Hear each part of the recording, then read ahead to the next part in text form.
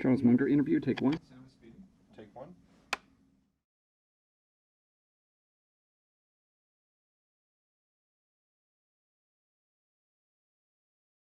When I went back in 1959 to wind up my father's law practice, mutual friends introduced us. My father was a sole practitioner, and somebody had to go sit in his chair and wind up his practice. And it was during that period that I met Warren. When I first met Warren, I recognized immediately that he was a very intelligent person. And of course, he was interested in the subject that I was also interested in, which was the process of being a successful investor. And we have a sort of similar senses of humor. And we had a high old time probably making ourselves obnoxious to the other people in the room. We both came from Omaha. We both worked in his grandfather's grocery store. So we had a lot of common experience. Well, there's a big correlation between success in life and an early start. And Warren had a passion for doing well competitively in getting money as a little tiny child. And he just kept it. And now you add a very high IQ and a lot of energy, and he got a flying start. Well, he was an old Graneman Newman follower, and he'd made a lot of money buying thinly traded securities that were incredibly cheap statistically. And with small amounts of money, which is what he's working with, he could find enough of those to earn pretty high returns on capital year after year after year. Now, occasionally, the market would give him a big security to buy instead of an obscure. And the first one I remember of that kind was American Express, when the salad oil swindle pretty well clobbered that stock for a while. Warren went around, did a lot of research, and decided that it was a minor blip. The market was wrong and he was right. So he bought a big A-rated security and made a lot of money. But mostly he was buying more obscure securities that were incredibly cheap. Well, he always said it was less distracting to be there among all the rumors and action in Manhattan. And I would say he was making most of his money in a very solitary fashion, just by sifting a lot of data and thinking a lot. And he could do that as well in Omaha as he could in Wall Street, in fact, better. I've never known anybody in a long life who liked criticism. Zero. So I'm sure Warren didn't like criticism. He taught a course on investments at the University of Omaha. And in that course, he criticized certain common practice in the over-the-counter securities market, where securities firm often met an old lady in church and then sold her stock in a utility with a 5% markup that was sort of hidden. And Warren thought, well, that was dirty and cheating and inelegant. And of course, when he talked that way in his university course, some of the people who were doing it hated him. And so he got private criticism. People tried to keep him out of clubs and stuff like that. If he'd bought it in his partnership, which he owed more of, he would have made a lot more money. And as it worked out, he made billions and billions of dollars for a bunch of people he didn't even know. But I don't think he can call it a mistake in that sense, but I don't think he regrets it. It's given him a public platform. It's enabled him to, in effect, teach what he wants to teach. No, I think if you offered him to live his life over and said you can go back and buy National Indemnity in your partnership instead of in Berkshire, I don't think he'd do it. One of the reasons Warren's successful is he's brutal in appraising his own past. He wants to identify misthinkings and avoid them in the future. And in a narrow financial sense, that was misthinking. But I would say in a big sense, it was fortunate misthinking because his life worked out better. We're social animals. We're supposed to help one another. And we can do it in various ways. And there's nothing that helps people more than helping them get rid of a wrong idea and replacing it with a right one. You know, it's like God's gift. And since we're trying to avoid sin and error, helping other people avoid it it's a useful thing to do. I think the sort of solid Middle Western, unpretentious background helped. I don't think it would have helped if the Mungers and Buffetts had been at the exact pinnacle of Omaha society and been going to the fancy balls and owning the local newspaper or the local bank. I think then we might have worked out differently. But what I call a solid upper middle class background in Omaha, I think helped us both. Well, Warren was very close to his father. And of course he didn't like it. But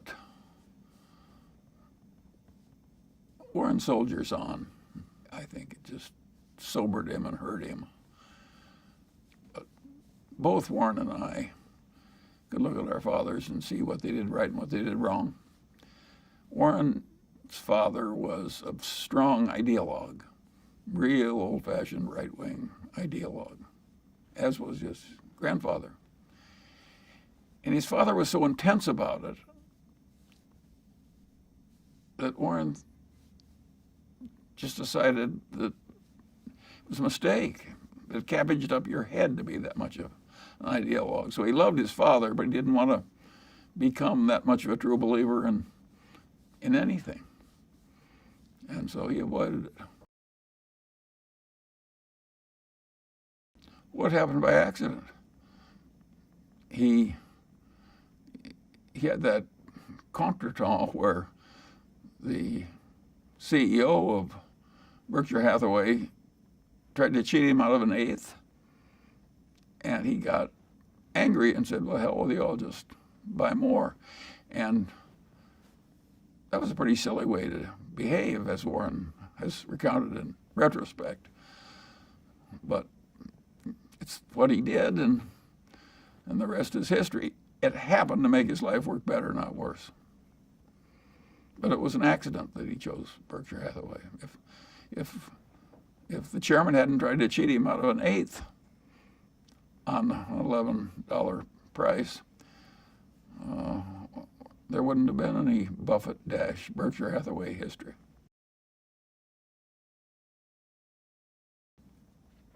Well, he'd made so much money for so long doing what he'd been taught by Ben Graham, which is to buy these very cheap stocks. And if they were cheap enough, he didn't care if it was a lousy company and a lousy management. He knew he was going to make money anyway just because of the cheapness. And I always knew that would be self-limiting. That would only be available for a while and then it would go away.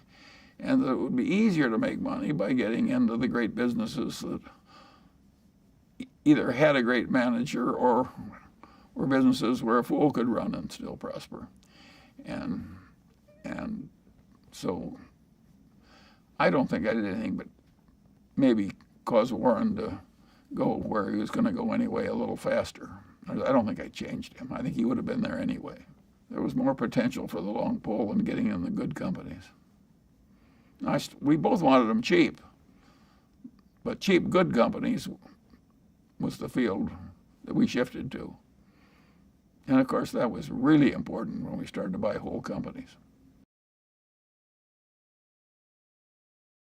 We never had an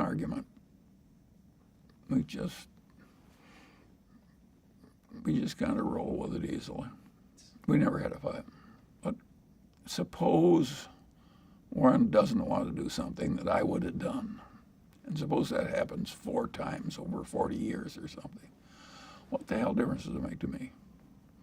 Why should I fuss over that? And also, suppose one of us makes a mistake that the other wouldn't have made. And that happens 4 or 5 times. Why should anybody care? Net, the record is working out fine. Yeah, we believe you.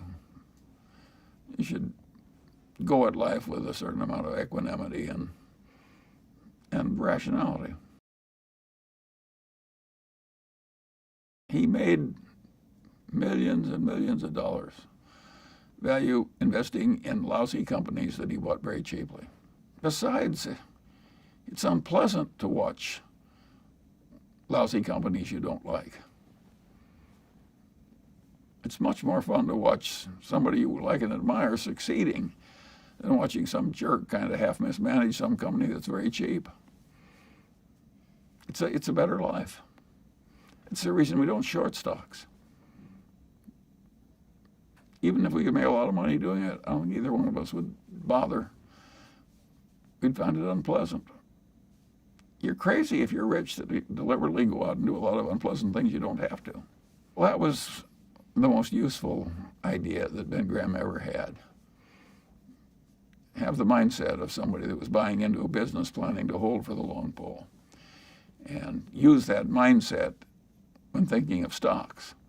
And neither one of us have ever departed from that one.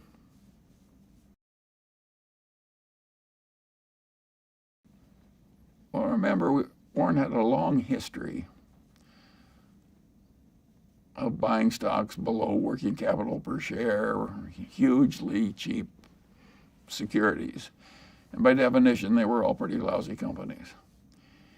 And in Seas, we bought a really good company. In its field, it was the best in its part of California, which is pretty much all of California. And it had a wonderful product, a wonderful reputation, and so on. And it had a powerful trademark and a good culture. And we bought that and made so much money. It just was eye-opening how important these brands were. I don't think that Warren would have made all the money that Berkshire made in Coca-Cola if he hadn't bought Seas. He learned. The record of Berkshire Hathaway and the record of Warren Buffett is a record based on continuous learning. If he hadn't kept learning from every experience, the record would not be as good. He learned from Seas that he should buy Coca-Cola. You really can understand the power of a brand more when you buy something very cheaply and you're starting getting 300% per annum on your investment in cash. That draws your attention. A brand can be very important. Well, what really makes it work is the business school term is durable competitive advantage, which is a pretty good term. You really want an advantage that, nourished without overwhelming skill, will keep working for you for a long, long time. You want to avoid a business which is just so brutally competitive that nobody does well over the long pole.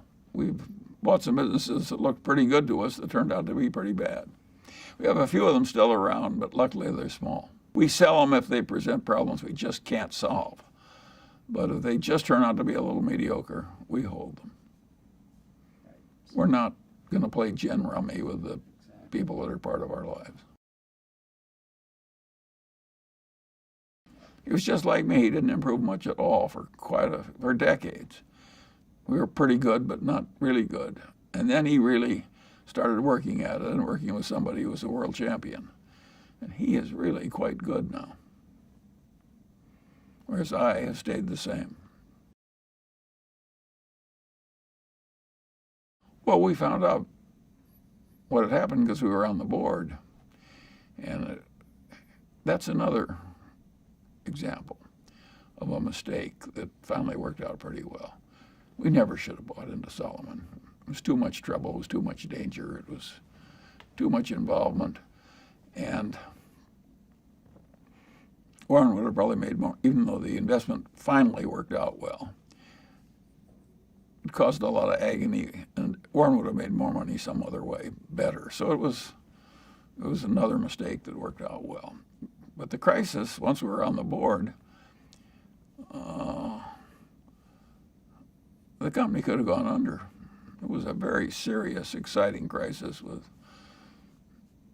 crucial meetings. And if Nick Brady, the Secretary of the Treasury, hadn't relented on a key point, Solomon might have gone under. And he went with Warren because he trusted him, and it saved Solomon. It shows how having a good reputation is really helpful in life. The interesting thing about that is Nick Brady's family had owned stock in Berkshire when it was a textile company. And he, when he was at the Harvard Business School, determined it was a lousy business, and he had his branch of the family sell out. The other branch of the family stayed, and the guy got to like Warren when he came on the board, and he was kind of a stubborn New Englander. And he held all his shares in this lousy, failing business. And of course, he became enormously rich.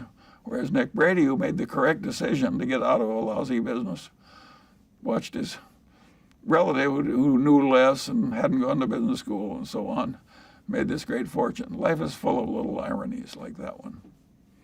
I don't think it bothers Nick Brady. He's a pretty mature fellow. But it was one of those crazy quirks of life. Well, if you start with a bunch of lousy businesses, which is what we started with, but we're going to wring a fair amount of cash out of those businesses. So basically, we started out with cash and ended up buying a bunch of businesses, including insurance companies, and drove Berkshire without really issuing much stock to anybody, from virtually nothing into hundreds of billions of dollars of market cap. Nobody else has a record like that. There's some great conglomerates, General Electric, United Technologies, Honeywell, but nobody has a record like that. If you're in a big bureaucracy, it can't change. It's just too hard. So you may say, well, I'd like to operate that way with no overhead and just a few people at headquarters and quick decisions that are good. But they're locked into a procedure like the Army or Navy with lots of meetings and people. And they just can't get to where we are from where they are. And they know that. And so they just shrug their shoulders. If some people can do way better than I do by that method, why, God bless them. I don't envy them because I can't follow them. Well, I think the modern Berkshire is pretty much all a reflection of Warren. The businesses that he started with are gone. Most of them died under him. And so he's created Berkshire with nothing but a small bit of starting money. Well, we used to have just 30 people in a cafeteria, and now we have this huge public spectacle. But I think it's helped the company. The big spectacle meetings. It's helped the teaching part of Warren's personality. I think it's been very good for us. Remember, Warren used to volunteer as a teacher at the University of Omaha. He likes a certain amount of this. He would hate doing it all the time. No, I think Warren has his life just the way he wants it, including the annual meeting. Celebration is part of making a group of people work well together. It's a celebration. Well, he came out of a private partnership where people he knew were trusting him a lot when he was obscure. And he had his relatives in the partnership, and they were not rich. So he always had a good stewardship idea, and he just, as it got bigger, started treating everybody else the way he treated his relatives. That is a very good idea. I have a name for it. I call it extended Confucianism. It's a very good idea to extend your Confucianism, certainly to suppliers and customers and so on. It's so powerful. I constantly talk about Berkshire, a seamless web of deserved trust.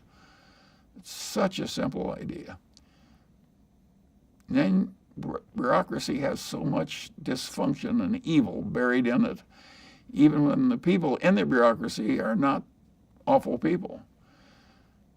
That running a system that has practically no bureaucracy at headquarters is hugely advantageous to Berkshire. I'll tell you how you do it. Have you ever seen a juggler juggle 25 milk bottles? How did he ever get to do that? The answer is he started with 1 bottle, and 2, then 3, and just kept doing it, and pretty soon he was at 25. And that's the way we did it. Now there's a limit. Maybe the guy has to stop at 25. And I don't think that is happening to us yet. Our return is slowing down, but Berkshire is still a collection of businesses that are above the average quality of the indexes. So it's a very respectable investment, even though it can't work the kind of miracles it did when we were young. That's a source of enormous satisfaction to both of us. Well, I think our philosophy is basically pretty universal. I don't mean it's the only way to get ahead, because there are a lot of different ways to get ahead in a competitive, scrambling world. There are even some rogues that get ahead. I have always loved the statement of one of the popes about Cardinal Richelieu. And what the pope said was, if there is a God, Cardinal Richelieu has much to answer for. But if not, he's done very well. Well, there are a lot of people who succeed like Cardinal Richelieu. I don't want that kind of success, but a lot of people get it. Well, we both love the investment game.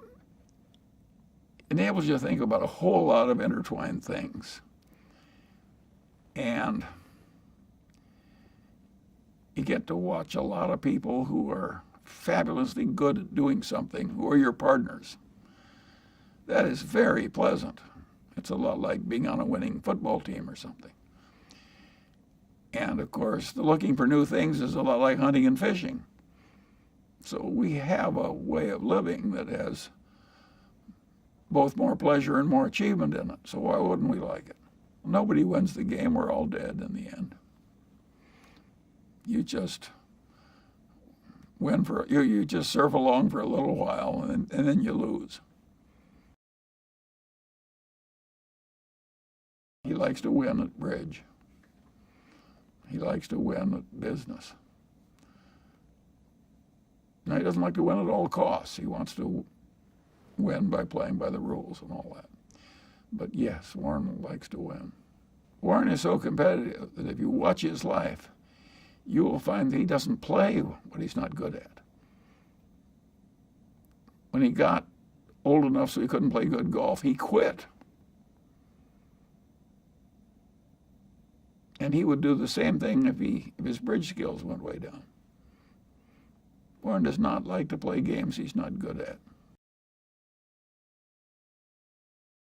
Well, Warren has a streak of sympathy for people who are unfairly treated and get bad outcomes.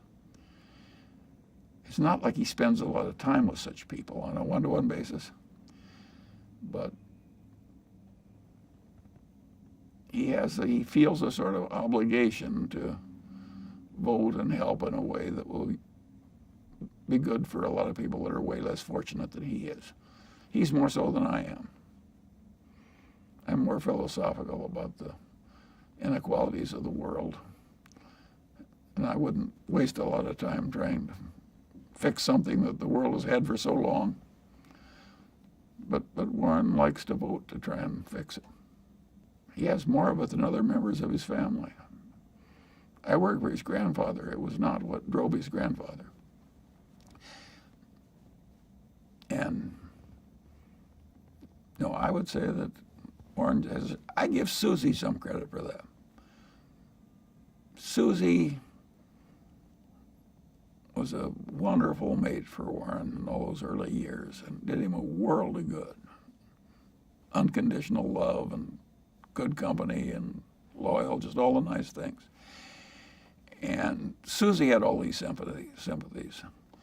I give her credit for some of that in Warren. Well, you got to remember one key fact. We both of us know that we've done better by having ethics. Well, do you deserve credit for doing something you know is going to work better for you? I don't want to take too much credit since I know clearly that it helps me instead of hurts me. So I think the people who are ethical, when they know it's going to hurt them, deserve credit than people like me and Warren who know all along that the ethics is going to help us in the end. I think partly we both like it intrinsically, so I don't think we're doing it just because it works better. But we know it works better, and so what's our real motivation? I don't think people know their own motivations. I don't think I know mine. All I know is I end up there. I know I don't deserve as much credit for it as somebody who does it when it hurts him, because I'm doing it when I know it's going to help me net over the long pole. Well, he thought it was a good business run by good people. It's exactly what we like. And I think there was a little tinge of nostalgia. It's a sort of a Middle Western company. The Burlington Railroad was very important in Omaha, always. And the Union Pacific is headquartered in Omaha. And Warren had always been an electric train fanatic when he was young, and I had electric trains. No, I think there was a little bit of nostalgia in it, too. He's always looking for foreign investments. But what he's found mostly is United States investments. And, yeah, it has to be a pleasure for somebody raised in Omaha to buy the Burlington Northern Railroad. It built the whole country. It changed the whole world, the railroads.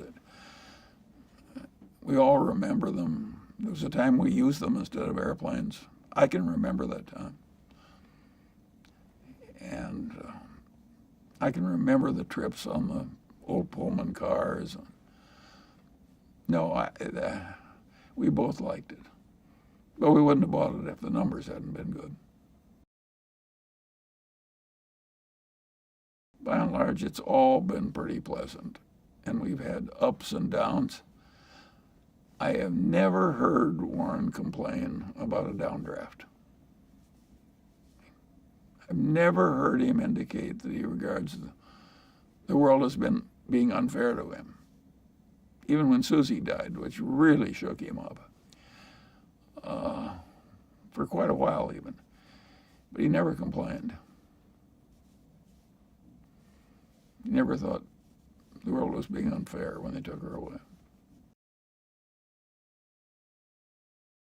Some people just naturally complain, and other people are just naturally put their head down and sail through it, soldier through it. Warren and I believe in soldiering through without too much fuss. I have the theory that the dumbest thing you can do in life is to ever feel like a victim. And any politician that makes people feel like victims, I automatically dislike. I never saw any good to come of feeling like a victim. Even if you are a victim, I think it's a mistake. The Chinese were living in poverty, subsistence agriculture, in caves and so on, real poverty, hundreds of millions of them. And they worked their way out of poverty. And look at them now. How would it have worked if they said, no, we'll vote ourselves rich. We'll just raise the minimum wage. It's so much better to use the Chinese way. They just soldiered through and worked their way out. Well, I've always had the idea that if you pretty much knew all the obvious things you should know in pretty much all the disciplines, and used that knowledge routinely, and didn't go crazy or irrational or go into anger or resentment or a lot, that it would work very well. And so naturally, I've operated that way all my life. It was my way of getting ahead. I didn't get ahead by specializing. I got ahead by knowing the big ideas in all the disciplines. And that works if you're a wide-ranging investor, like me or Warren. It's not the way for most people to get ahead. And so we were very lucky to have the outcomes we did. I don't think either of us deserves huge credit for what happened. We're in the right place with the right family values, the right temperaments. And I'm sure we had some favorable breaks. But yes, I was lucky in that my grandfather Munger really believed down to the soles of his feet that rationality was a moral duty. That's just the way he was put together.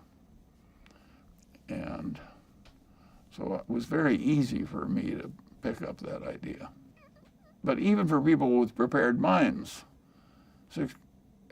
we had better results than are at all common. So there was some luck in it. Amazing how you can go through a modern textbook in psychology, whole damn 1,000 pages, and in a subject that's been worked over by generations of academicians. You will not find people talking about the way that when you combine 4 or 5 psychological tendencies at once, you get a Lollapalooza effect. But it's a hugely important idea. And I don't know why a whole academic subject, I think the reason they ignore it is it's hard to do their little experiments that prove it. Listen, Berkshire is a Lollapalooza effect. There are several factors that intertwine, all moving in the same direction. Both of us prefer to make our money in association with people of merit. But if a marketable security was available in gobs on a horrible, mispriced basis in some lousy business, I think we might still buy it. In other words, the things are cheap enough, it sets the juices running. I'm not sure we're right to do that, but I think we might do it. It hasn't happened in a while. So we tended to drift out of it, but would we ever go back in?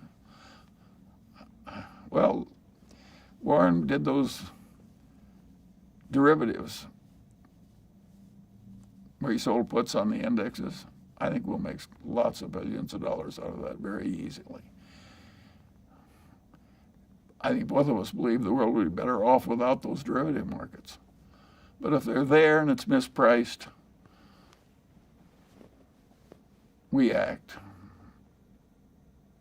They're for sale, it's a public market.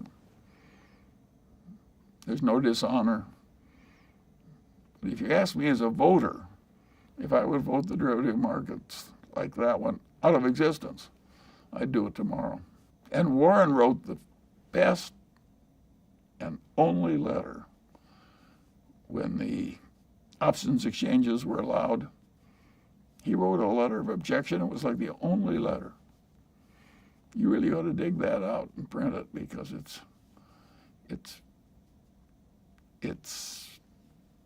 he was so right.